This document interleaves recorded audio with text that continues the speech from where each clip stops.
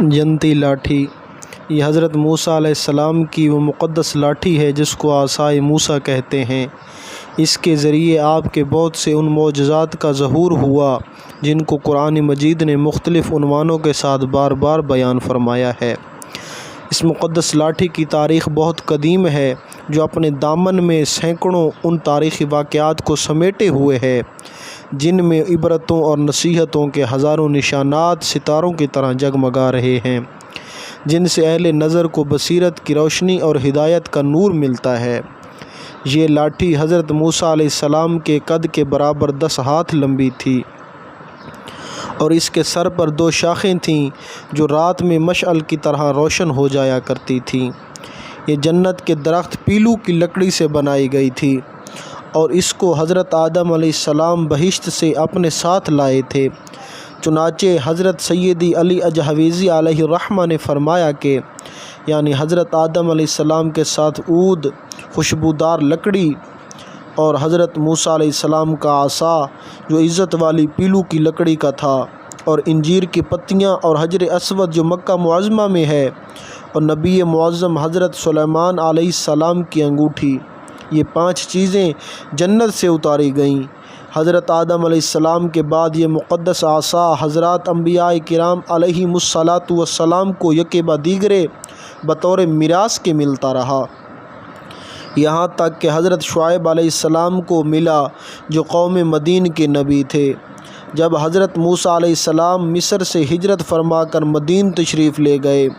اور حضرت شعیب علیہ السلام نے اپنی صاحبزادی حضرت بی بی صفورہ رضی اللہ تعالی عنہا سے آپ کا نکاح فرما دیا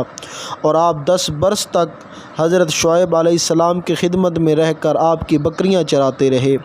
اس وقت حضرت شعیب علیہ السلام نے حکم خداوندی کے مطابق آپ کو یہ مقدس عصا عطا فرمایا۔ پھر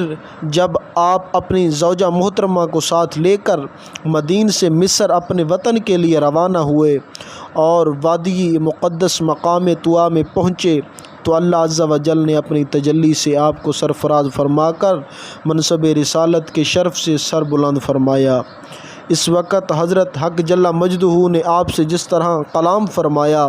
قرآن مجید نے اس کو اس طرح بیان فرمایا کہ اے موسیٰ، آپ کے دہنے ہاتھ میں کیا ہے؟ تو آپ نے کہا یہ میری لاٹھی ہے، میں اس پر ٹیک لگاتا ہوں اور اس سے اپنی بکریوں کے لیے پتے جھاڑتا ہوں اور اس سے میرے دوسرے کام بھی نکلتے ہیں۔ دوسرے کاموں کی تفسیر میں حضرت علامہ ابو البرکات علیہ الرحمہ نے فرمایا کہ نمبر 1 اس کو ہاتھ میں لے کر اس کے سہارے چلنا، نمبر 2 اس سے بات چیت کر کے دل بہلانا، نمبر 3 دن میں اس کا درخت بن کر آپ پر سایہ کرنا، نمبر 4 رات میں اس کی دونوں شاخوں کا روشن ہو کر آپ کو روشنی دینا، نمبر 5 اس سے دشمنوں، درندوں اور سانپوں بچھو کو مارنا، نمبر 6 کنویں سے پانی بھرنے کے وقت اس کا رسی بن جانا اور اس کی دونوں شاخوں کا ڈول بن جانا، نمبر 7 بوقت ضرورت اس کا درخت بن کر حسب خواہش پھل دینا، نمبر 8 اس کو زمین میں گاڑ دینے سے پانی نکل پڑنا وغیرہ۔ حضرت موسیٰ علیہ السلام اس مقدس لاٹھی سے مذکورہ بالا کام نکالتے رہے، مگر جب آپ فرعون کے دربار میں ہدایت فرمانے کی غرض سے تشریف لے گئے